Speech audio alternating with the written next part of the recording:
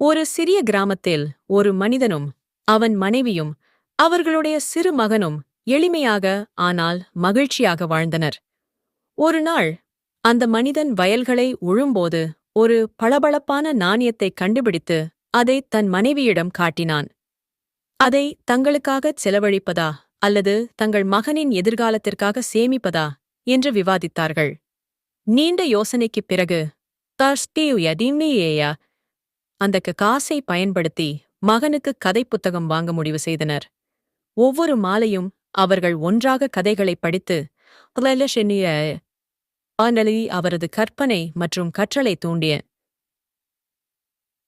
தூண்டினர்.